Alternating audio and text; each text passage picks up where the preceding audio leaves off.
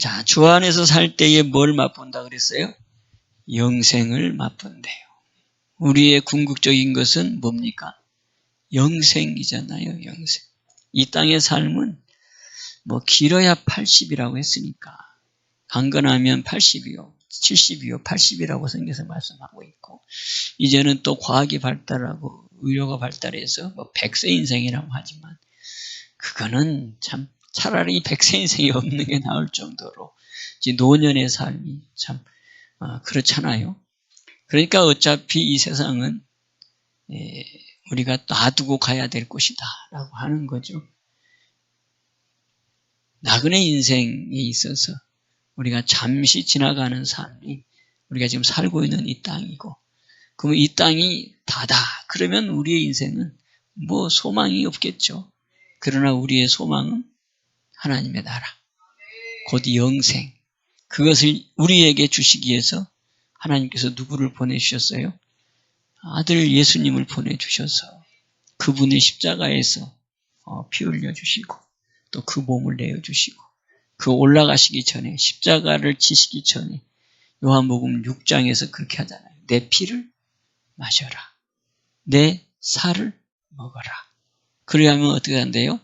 영생, 영생, 영원한 생명이 이루어진다는 거예요. 그러니까 살을 먹고 피를 마시는 것은 그 예수님의 생명을 내 안에 다 집어넣으면 그 생명이 있는 자가 영생으로 인도받는 그 영생의 삶이 있다는 것. 그게 바로 기독교, 곧 예수 믿는 복음의 핵심이죠. 이게 빠져버리면 뭐 다른 종교랑 다를 바가 아무것도 없어요. 그러니까 이 기독교는 영생의 종교예요. 그 영생을 얻기 위해서는 생명을 얻어야 되고, 그 생명은 지금 내가 갖고 있는 생명을 말하는 게 아니고 잃어버린 생명. 창세기에 우리의 조상 아담이 잃어버린 생명, 범죄함으로 말미암아서 잃어버린 하나님의 형상, 그게 생명이에요. 그 생명으로 오신 분이 예수 그리스도. 그래서 고린도후서 4장 4절 그리스도는 하나님의 형상, 골로새서 3장 4절에는 생명, 요한복음 4장 14장 6절에도 예수는 생명, 그 생명을 내 안에 모시는 것, 이게 바로 뭐냐? 믿음. 그분을 내 안에 모시면 생명을 모신 거고, 생명을 모시면 바로 영생을 내 것으로 받는. 그래서 복 중에 복이 뭐라고 그랬어요? 영생. 아멘입니까? 시편에 나오잖아요. 시편 133편이죠. 복을 명하셨는데 뭐다? 영생이다. 그 말씀이에요. 그게 바로 형제가 동거해서 삶이 어찌 그리 아름다우냐. 그 동거하는 삶을 이루기 위해서 예수님이 오셨고, 그 예수님이 당신의 살과 피를 내어주심으로 바로 우리가 그 성찬, 다시 말하면 성찬이 예식이 아니고 그분을 내 안에 모시는 이 놀라운 사건을 우리로 하여금 더 확실하게 하기 위해서 시청각 교육으로 성찬이라는 예식을 준비해 준 거고, 그게 네 안에 들어오면 주님과 내가 하나가 되어지고, 하나가 되어지면 동거가 이루어지고, 동거가 이루어지면 내가 주님과 동행하는 삶이 되어지고, 그럴 때에 천국을 맛보는 삶이 이루어진대. 이게 바로 복음의 열쇠 키.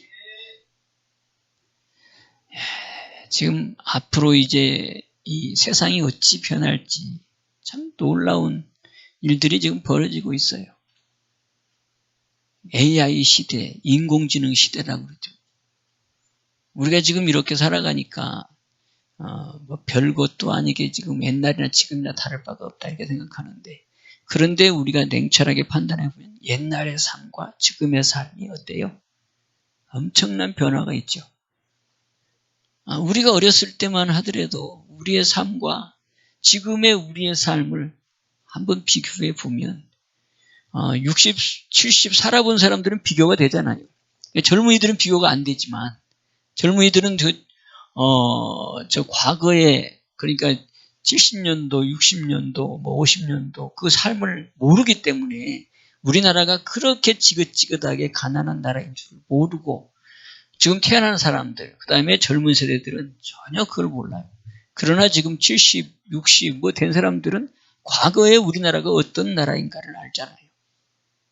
지긋지긋하게 가난했던 나라. 다 불떼면서 부엌에서 밥해 먹고 그걸 보러 정지라고 그래가지고 그 정지에서 부인들, 아낙네들이 얼마나 말이지. 겨울 되면 엉성스러워가지고 산으로 나무를 하려서. 그래서 붉은 산이라는 소설이 있을 정도로. 근데 지금은 말이죠. 어떻습니까? 나무들이 얼마나 잘 자랍니까? 그 나무들이 하면 불이 나면 그냥 꺼질 줄을 모르도록 타버릴 정도로 그 나뭇잎들이 쌓여가지고 나무들을 자라게 하는 거름도 되는데 옛날에는 그런 사건이 있을 수가 없어요. 너도 나도 그냥 경쟁적으로 겨울을 준비하기 위해서 나무 밑에 떨어져 있는 막 낙엽은 다 쓸어가 버렸잖아요.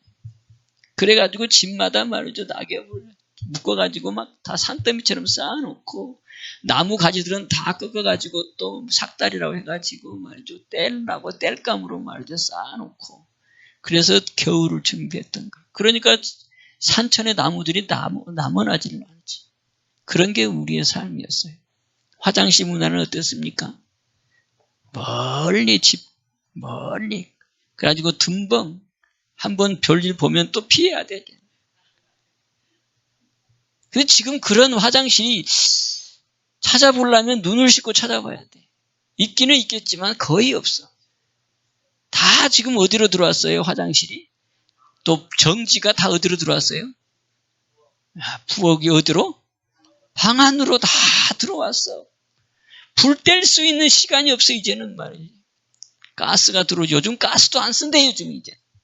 뭐라더라? 뭐 쓴대더라? 뭐 인덕션이라 해가지고 말이지. 이런 시대로 살아가고 있어요. 안에서 샤워를 다 하지요. 그러니까 목욕탕이 문 닫을까 싶은데 또 목욕탕은 돌아가는 걸 보면 집에서 샤워 다 하지요. 집안에서 다 부엌일 하지요. 집안에서 다 화장실 보지요. 나는 그거를 사용할 때마다 신기하고 감탄스럽고 또 감사해. 우리들이 싸는 이 배설물들이 다 또 어떻게 처리가 되는지 모르겠어.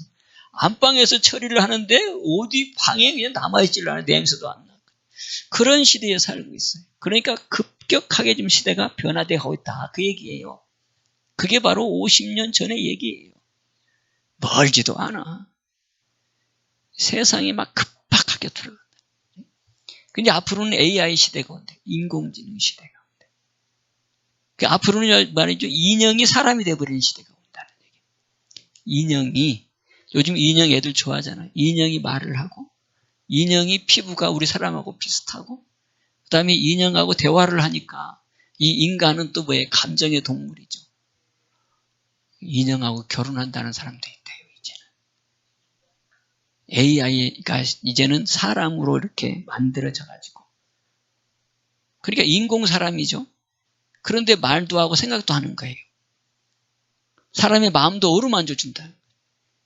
그 여자같이 만들면 뭐가 되겠어 이제? 여자가 되고 남자같이 만들면 남자가 되는 거예요.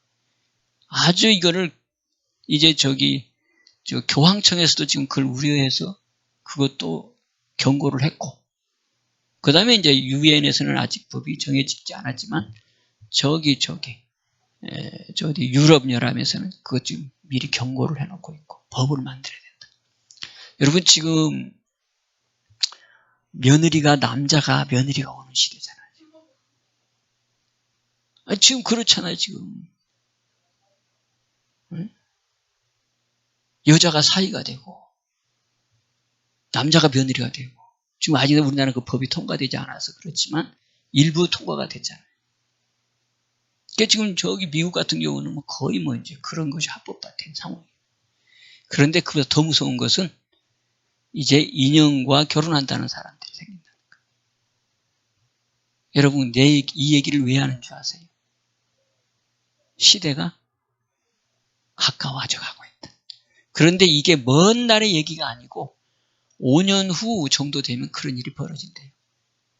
이게 AI, 이게 인공지능이 학습 효과가 굉장히 빠르다는 거예요. 또 이걸 만든 사람도 놀란다는 거예요. 이렇게 놔두면 큰일 나른다는 거예요. 인간과 교감이 이루어지고 앞으로는 인공지능 앞에 뭐가 된다?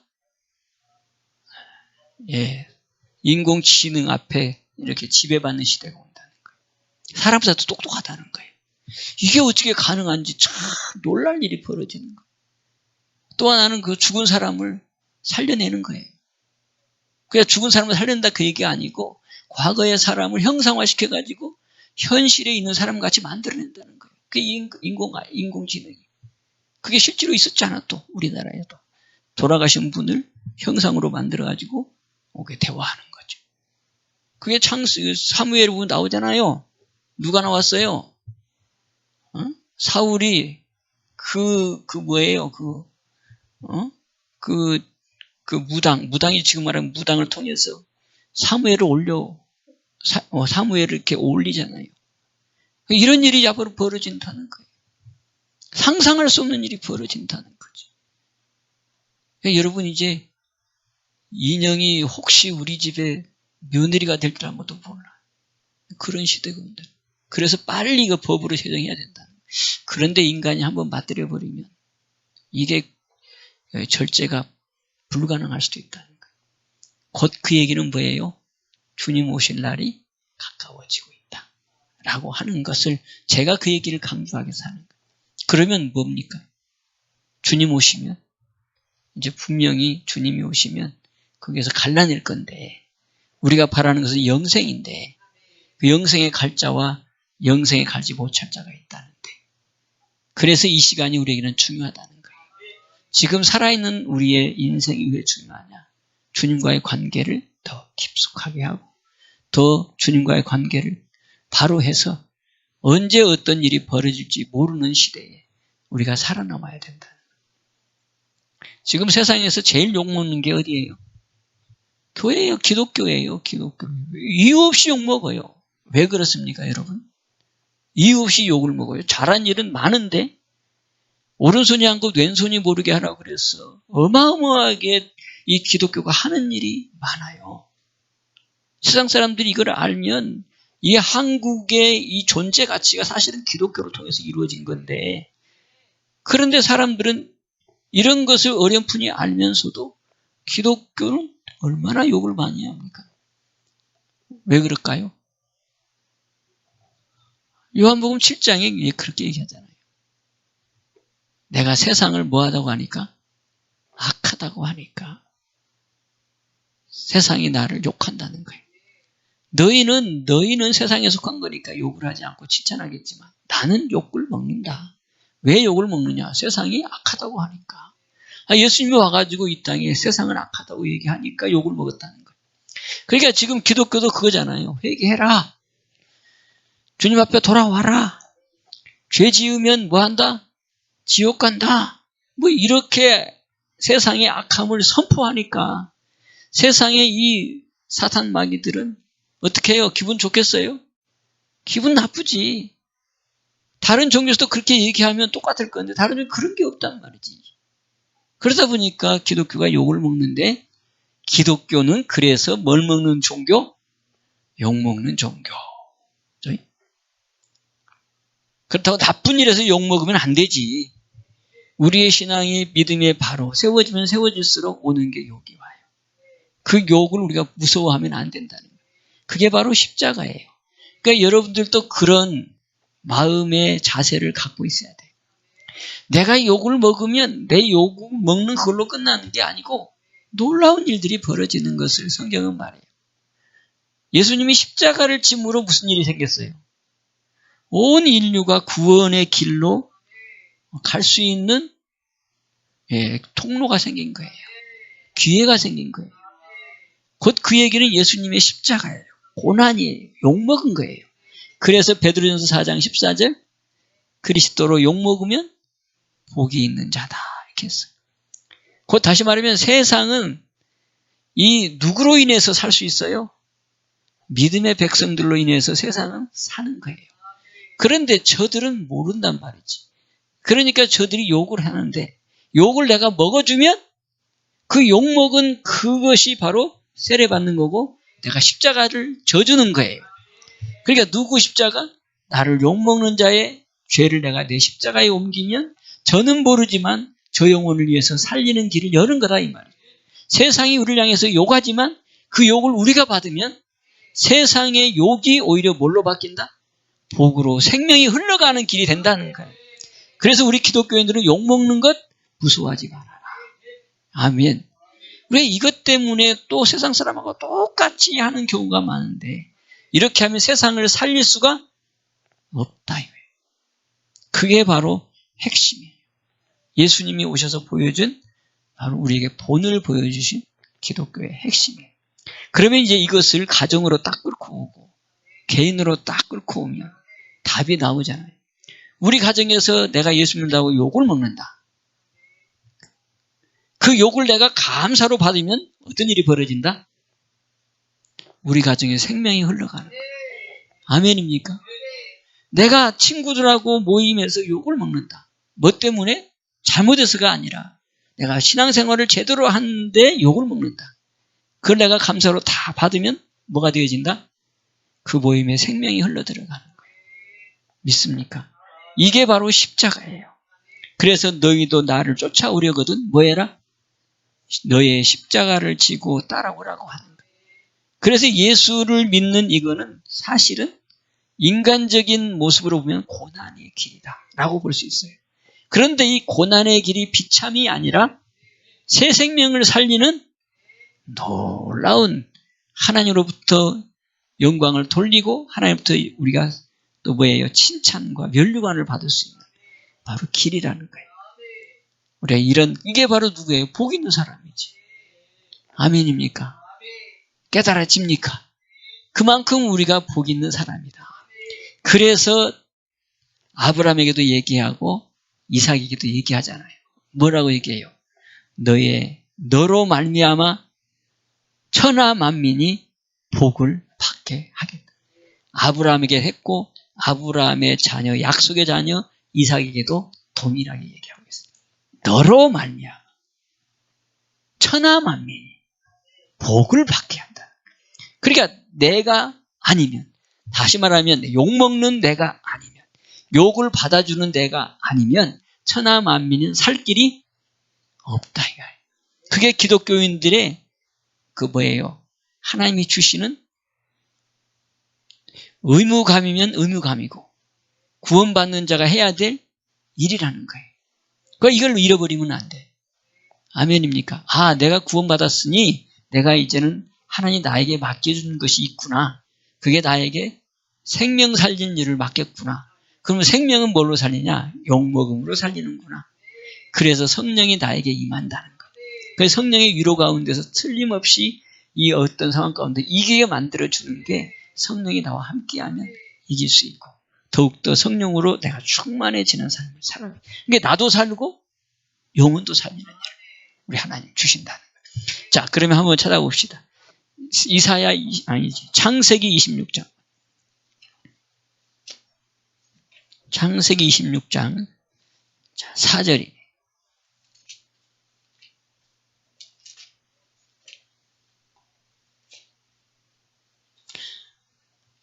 우리가 그리스도로 욕먹으면 복이 있다 소리를 많이 들었는데 이게 머리로만 들었을 때는 이해가 안 됐어요.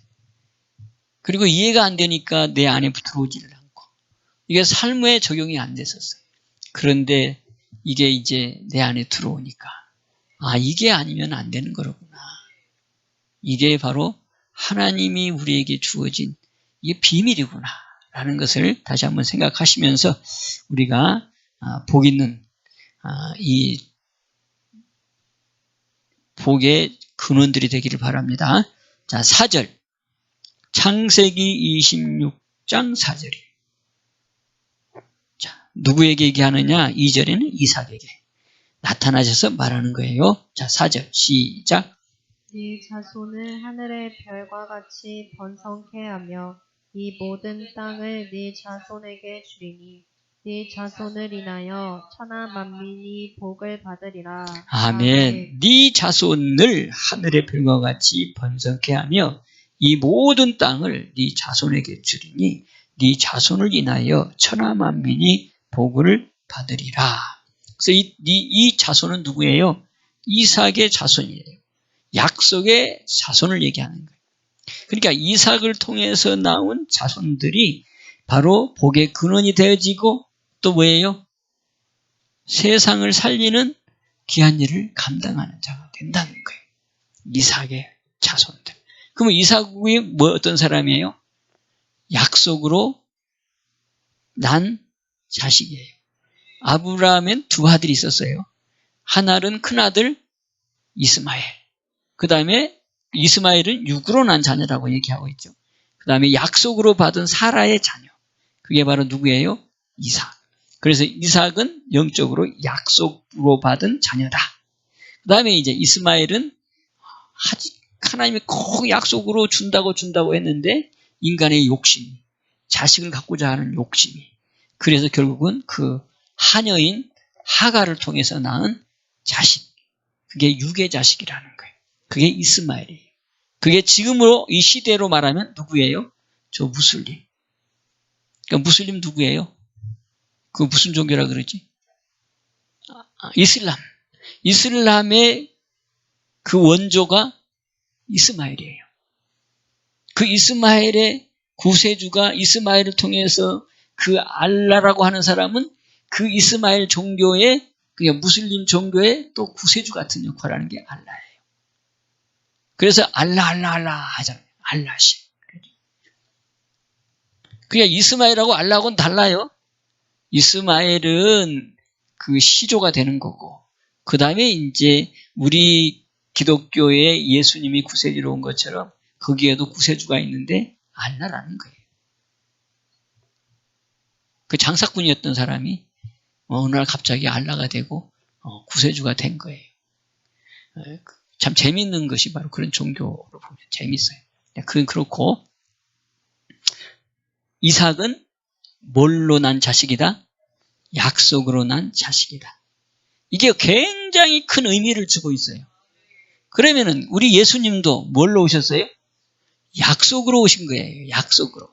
뭐였어요? 창세 때부터 보내주겠다. 아담으로 지은 죄를 싹 없애서 마지막 아담으로, 살리는 아담으로 내가 보내주겠다. 그게 하나님께서 약속하는 거예요. 그러니까 지금 저희 유대인이 예수님을 지금도 메시아로 그 약속의 자녀를 인정을 하지 못하는 이유는 그 약속의 자녀를 보내줬음에도 불구하고 자기들이 생각하는, 자기들이 원하는 그런 메시아가 아니라는 거지. 그러니까 인정을 안 하는 거예요. 그럼에도 불구하고 우리 예수님은 이미 2000년 전에 약속으로 오셨어요. 그분이 누구다? 예수. 그 예수가 누구다? 메시아. 그분을 다른 말로 말하면 그리스도라는 거예요. 그리스도는 이름이 아니에요. 이름은 예수. 그 다음에 예수가 무엇이냐? 어떤 직분이냐? 그리스도의 직분. 한마디로 말하면 제사장 직분, 기름 부음 받은 자, 그 다음에 구원자. 이게 바로 그리스도라고 하는 뜻이에요. 이해됩니까? 그래서 우리가 죄사함이 뭘로 된다? 예수님의 이름으로 죄사함이 이루어진다. 그리스도로 회개하고 예수의 이름으로 죄사함이 이루어지는 거예요. 그게 이름이 굉장히 중요한 것을 얘기하는 거예요. 자, 그 얘기는 그렇고, 자, 약속의 자녀.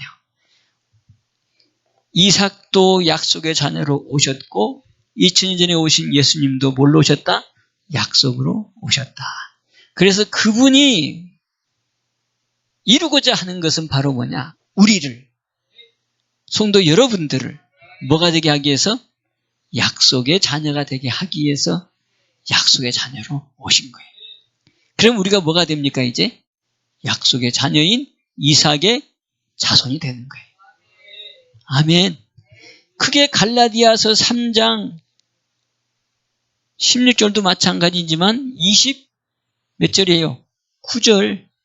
그리스도께 속한 자가 되어지면 아브라함의 자손이라, 아브라함의 후손이라, 그 유업의 복을 물려받을 자가 된다. 그 유업을 이을 자가 바로 그리스도로 다시 생명 얻은 자가 바로 이 사람이 약속의 자녀가 된다는 거예요. 이게 열쇠예요. 아멘입니까? 약속의 자녀가 돼야지 오늘 여기 창세기 26장의 말씀처럼 복의 근원이 되어지고 나와 내 후손을 통해서 천하 만민이 복을 받게 하는. 그래서 기독교를 통해서 천하 만민이 복을 받게 하는. 교회가 중요한 거죠. 그래서 교회를 주님의 몸이다 이렇게 얘기하는 거예요. 그리고 교회의 머리는 누구다? 그리스도다. 약속으로 오신 바로 그리스도가 교회의 머리고 그다음에 너희는 그리스도의 몸이다. 그래서 머리, 몸 하면 뭐가 되죠? 뭐가 돼요? 하나가 되는 거예요. 그래서 우리도 주님과 하나가 되는 거예요. 나는 주님과 내가 지체. 나의 머리는 주님. 나는 그분의 몸으로서 지체. 그래서 주님과 내가 하나 되는 것. 이게 복음이요. 이게 믿음이요. 이에 통해서 약속의 자녀가 되는 거예요. 자, 여기까지 이제 들었어요. 자, 그래서 약속의 자녀가 되기 위해서 우리 예수님이 오셨다 그랬어요. 그래서 내어준 게 바로 뭐냐? 피와 살 십자가예요. 근데 중요한 것은 누가복음 22장 20절이에요. 내 피로 세운 새 언약. 무슨 언약? 새 언약이에요. 구약의 언약은 무슨 언약? 언약. 아이 참 생각할 것도 없잖아요. 구약의 언약은 언약. 구약의 언약을 새로 바꾼 신약의 언약, 새 언약. 분명히 언약이 두 개잖아. 구약의 언약이 하나가 있고 신약에 와서 예수님이 만든 새 언약. 그러니까 새 언약이 생겼으면 구약의 언약은 이제 어떻게 돼요? 이제 없어지는 거지. 새 언약으로 대체되는 거예요. 그렇다고 해서 구약의 사건이 다 무마가 되느냐? No. 새 언약을 통해서 구약의 사건도 다 새 언약을 이룬 사람의 뭘로 돼요? 복으로 바뀌는 거예요. 새 언약을 이룬 사람의 말씀으로 되돌려오는 거예요. 고린도 후서예요. 3장 14절 15절 16절 아니에요. 구약이 뭘로 덮였어요? 수건으로. 뭘로 그걸 벗겨요? 그리스도로. 그러면 그게 내 거 되는 거죠. 내 거. 그러니까 구약의 그 언약의 사건이 오늘 내 복으로 창세기 26장 4절이 내 복으로 되면 바로 이게 뭐가 될 때? 그리스도로 말미암아 약속의 자녀가 되어지면 구약의 복은 내 복이 되어진다. 이게 우리에게 주신 놀라운 축복이라는 거예요. 자, 그러면 이제 우리가 새 언약이라 그랬어요. 새 언약의 핵심은 뭐예요? 주님이 내 안에 들어오는 거, 들어오는 거. 나는 주님 안에 들어가는 거. 그것을 풀어놓은 게 요한복음 6장 55절부터 쭉 나오는, 물론 1장부터 그 얘기를 하기 위해서 한 얘기고, 그 얘기를 딱 모아놓는 것이 내 살을 먹고 내 피를 마시면 너는 네 안에, 나는 네 안에, 나는 네 안에, 너는 내 안에 들어오는 주님과 내가 하나 되는, 바로 내 안에 주님을 모시는 것을 얘기하고 있다. 주님을 어디에 모셔요? 내 안에, 내 안에. 그래서 내 안에 모신 이 주님을 또 다른 말로 지난주 설교에 뭐라 그랬어요? 그렇지. 무슨 할례? 마음의 할례. 자, 구약에도 또 뭐가 있어요, 그럼? 할례가 있어요. 구약의 할례는 무슨 할례? 육체의 할례. 육체의 할례는 바로 뭐냐? 쉽게 말하면 아이들의 고추 끝을 잘라내는 거예요. 지금으로 말하면 포경수술을 얘기하는 거예요. 포경수술이 없는 게 아니라 옛날 그 하나님께서 그 창세기에 아브라함하고 포경수술을 통해서 네가 내 백성인 것을 약속하자. 이게 할례예요. 언약이에요. 이게 언약. 그러니까 이스라엘 백성들은 반드시 애가 나면 뭐 해야 돼? 고추를 잘라줘야 돼. 근데 고추라는 게 고추 껍데기, 표피를 잘라줘야 돼. 그걸 우리 양피라고 해요. 그걸 잘라줘야지 그 표가 이스라엘 백성이라고 하는 표라는 거예요.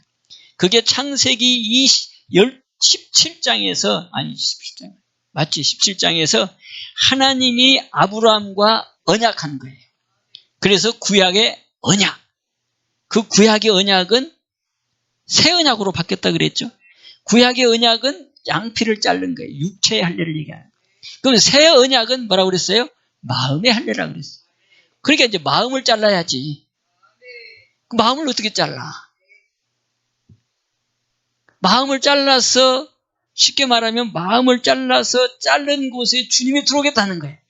그러니까 마음을 열고 해치고 우리 안에 들어오겠다는 거예요. 그게 마음의 할례다. 그러니까 우리가 자를 수는 없으니까 우리 주님이 피를 마셔라, 내 살을 먹어라, 그래야면 내가 네 안에 들어가겠고 너는 내 안에 들어온다. 그게 바로 새 언약으로 이루어지는 마음의 할례죠. 그것을 골로새서 2장 11절에는 무슨 할례? 그리스도의 할례 이렇게 얘기합니다. 아멘입니까? 그러니까 우리 예수 믿는 사람들은 다 주님을 내 안에 모셔서 약속을 이루어야 되는데 그리스도가 내 안에 들어와야지 이게 약속이 이루어지는 생명 얻는 자가 되어서 약속의 자녀가 되어지는데 그 약속의 자녀가 해야 될 건 뭐다? 마음의 할례다. 그게 그리스도의 할례다. 이렇게 되어지면 로마서 2장 28절 29절 얘기하잖아요. 표면적 유대인, 이면적 유대인 이렇게 나와요. 표면적 유대인은 누구? 저 구약의 이스라엘 백성들. 지금도 천전하고 있는 이스라엘 유대인들. 그들은 지금도 뭐예요? 그 언약을 살아가고 있어요. 그러니까 마음의 할례가 없이 무슨 할례만 하고 있어요? 육체의 할례만 하고 있는 사람들이 유대인들이에요. 그런데 그는 표면적 유대인이래요. 그런데 이면적 유대인이 또 있어요. 그 이면적 유대인이 진짜 유대인이래요. 하나님이 인정하는 하나님의 나라의 백성이라는 거예요. 그게 이면적 할례. 그게 무슨 할례? 마음의 할례. 그래서 할례는 어디에 해라? 마음에 할지어다. 이렇게 나온단 말이에요. 그게 마음의 할례를 위해서 누가 오셨다? 예수 그리스도가 오셨다. 그래서 그분이 내어주는 피와 살이 중요한 거다. 놀라운 사건이. 이게 복음의 핵심이요. 하나님의 나라를 여는 키예요. 이렇게 해서 기도하는 기도는 하나님이 받으신다. 아멘. 여러분들이 어떤 기도를 하더라도 그렇게 내 마음에 그리스도를 모시고 하는 기도가 하나님이 응답받는 기도가 되어요. 지난주 설교는 그냥 모르면 그냥 부르짖어서 달라고 해라고 얘기했죠. 이제는 우리가 성장했으면 이 이론적인 이 말씀의 기초에서 다시 주님과의 관계를 회복할 수 있는 이 지식을 성경에서 가르쳐 줬는데 바로 이게 네 안에 그리스도를 모시고 마음의 할례를 이루고 약속의 자녀가 이루어진 다음에 네가 복의 근원이 됐으면 기도해라. 그러면 그 기도에 하나님은 응답한다는 거예요. 아멘입니까? 저 하늘에 계신 하나님께 이제는 기도하는 그 막 기도가 아니라 내 안에 와 계신 주님께 기도하는 거예요. 그러면 어디로 바로 가요? 하늘에 계신 아버지께 가는 거예요. 놀라운 일이잖아요. 그리스도를 내 안에 모시면 여기에 뭐가 하나님의 나라가 이루어지고 이 하나님의 나라가 이 안에 있으신 누구도 와 계시고 하나님도 와 계시고 이게 약속의 자녀고 아멘. 그 약속의 자녀가 기도할 때에 하나님은 응답하는 너를 통해서 또 네 자손을 통해서 천하만민이 복을 받게 하는 이런 놀라운 일을 이루신다는 거예요. 오늘 귀한 말씀 또 주셨어요. 마음에 새기고 그 말씀을 붙잡고 기도하십시다. 이 세상이 지금 엄청나게 바뀌어가는데 이 세상을 살리는 바로 이 마음의 할례 받은 자, 약속의 자녀들밖에 없어요. 자, 그럼 또 한번 봅시다. 이제 갈라디아서 3장, 4장.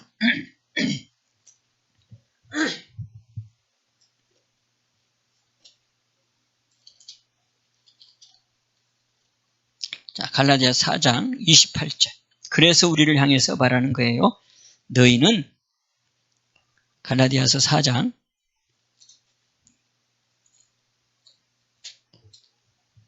너희는 이삭과 같이 약속의 자녀다.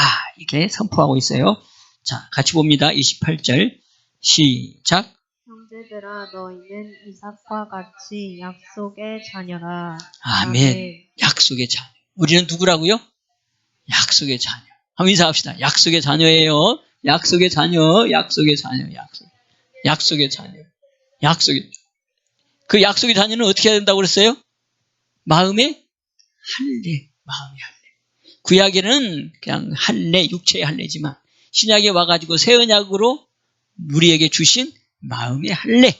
이 할례가 있어야지만이 내가 약속의 자녀가 되는 거예요. 아멘. 구약에도 그렇게 했잖아요. 아브라함을 통해서 할례를 받아야지 되는데 자녀가 되어지고 그 자녀가 이삭을 통해서 이루어진다는 거. 우리가 읽었잖아요. 그 할례를 통해서 이루어지는 건데 그 할례를 통해서 이루어진 그 자녀 바로 이삭. 물론 할례는 이삭만 한 게 아니에요. 누구도 했어요? 이스마엘도 했어요. 이스마엘. 왜 거기도 할례를 해요. 제가 얘기했잖아요. 저 인도 전쟁, 파키스탄 전쟁의 그 발화점이 뭐라고 그랬어요? 그 할례 때문에. 그 무슬림들이 여기 아브라함의 후손이기 때문에 할례를 받는데 그들도 이 사람이 무슬림인가 아닌가를 보는 게 할례를 보고서 확인한다는 거예요. 그만큼 할례가 하나님의 우리에게도 중요한 이유지만 그들에게도 중요한 표시라는 거예요. 그래서 벌어진 게 전쟁이겠죠. 저 인도, 파키스탄. 거기가 자원이 없으니까 관광지래요. 굉장히 멋진 곳이래요. 스위스와 같이 아름답대요. 그러니까 거기가 뭐 동양의 스위스라고 할 정도로 굉장히 아름답대요. 그래서 많은 사람들이 거기에 이제 여행을 가는데, 그냥 여행이라고 하면 이제 순례를 한다는 거죠. 그 지역에 이제. 그런데 거기에서는 이제 그 관광객이 와서 떨어뜨리는 그 수입으로 먹고 사는 거라서 뭐 파키스탄이나 인도나 관광객에게는 전혀 손을 안 댄다는 거예요. 그래서 그런 일이 벌어지지를 않았다는 거예요. 그래서 그 테러 단체들도 관광객들은 절대로 손을 안 댔다는 거예요. 근데 이번에 관광객들을 총으로 쏴 죽인 거예요. 그러니까 이제 없었던 사건이 벌어진 거지. 그런데 어떻게 했냐? 이 사람이 무슬림인지 아닌지를 물어보는데 확인할 방법이 없잖아. 그래서 할례를 보고 확인하고 할례가 없으면 죽이고 할례가 있으면 살리고 이랬다는 거예요. 그래서 벌어진 게 인도 파키스탄 전쟁이에요. 지금도 하고 있잖아요. 뭐 세계 화약고라고 할 정도로. 할례의 중요성이에요. 구약에도 중요하지만 그 할례를 새롭게 바뀌는 게 바로 새 언약으로 이루어진 마음의 할례. 그 마음의 할례가 이루어져야지만 우리가 뭐가 된다? 약속의 자녀가 되어진다. 이걸 이루기 위해서 예수님이 오셔서 피를 주셨고 살을 주셨다. 그래서 살을 먹고 그 피를 마시면 그분이 내 안에 들어오신다. 아멘입니까? 그래서 우리는 그것을 뭘로 했어요? 생명 얻는 회개. 그래서 출발, 회개. 중요한 거예요. 그래, 여기서 끝나면 안 돼요. 회개가 다가 아니에요. 마태복음 4장에 뭐라고 했어요? 회개하라. 천국이 가까워졌느니라. 그러면 회개하면 천국이 와야 돼. 천국이 와려면 어떻게 돼야 돼요? 성령이 와야 돼. 성령이 와야지 마태복음 12장 28절 하나님의 나라가 임한다. 그 회개하고 그 다음에 중요한 건 뭐예요? 아까도 내가 확인했는데 예수 그리스도의 이름으로 세례를 받고 회개했으면 뭐 해야 되느냐? 예수 그리스도의 이름으로 세례를 받아야 된다. 그 세례가 바로 뭐예요? 십자가예요. 그래서 세례를 받으면 로마서 6장 3절 4절 갈라디아서 2장 20절 뭐예요? 주님과 함께 내가 십자가에 죽는 거예요. 죽는 거. 그렇게 되어지면 죄사함이 이루어지고 그러니까 십자가에 내가 함께 안 죽으면 회개를 했는데 십자가에 내가 회개를 했다면 죽어야 되는데 안 죽으면 죄사함이 없다는 거예요. 그래서 레위기 사건도 내가 말씀드렸잖아요. 레위기도 보면 짐승을 갖고 와서 그 회개하러 갖고 왔으면 짐승에 대해 내 죄를 전가시키고 전가시킨 그 염소를 그 양을 내가 잡아서 각을 띄고 그 다음에 제사장 와서 피를 받아서 제사를 드리는 사건이 레위기이다. 그러니까 죽은 염소, 죽은 양이 곧 누구다? 곧 죄를 지고 대신 염소가 죽는데 그게 내가 죽는 거다 이 말이에요. 그런데 이게 이제 신약으로 오면 내 죄를 지고 누가 죽었어요? 예수님이 죽었어. 그 예수님이 죽으면 곧 누구도 죽었다는 거예요? 나도 죽었다는 것이 바로 갈라디아서 2장 20절, 로마서 6장 3절 4절. 그래야지 내가 죽어야지 죄사함이 이루어지고. 응? 그러니까 우리가 알고 있는 생명 얻는 회개, 요건으로 말하는 4단계 회개, 회개했으면 죄사함이 이루어져야 되는데 죄사함이 이루어지려면 예수 그리스도와 함께 십자가에 못 박는 세례. 그렇게 되어지면 사도행전 2장 38절 죄사함이 이루어지고 여기까지 죄사함이 이루어졌어요. 새로 그 십자가에 내가 같이 죽는 거예요. 여러분 회개했으면 반드시 나는 뭐였다? 주님과 함께 죽었다. 아멘. 그 죽은 걸로 끝나면 또 주님과 함께 또 살았다. 이거죠. 그게 바로 죄사함으로 이루어지는 살았다예요. 자, 그러면 이제 살면 죄사함이 이루어지면 사는데 하나님 뭘 줘? 약속의 성령을 주시는 거예요. 약속의 성령이 딱 오면 이제 드디어 그리스도가 어디 안에 들어와? 내 안에 주님으로 오는 거예요. 성령이 딱 주셔서 그 성령으로 말미암아 예수가 나의 그리스도로 내 마음에 딱 들어요.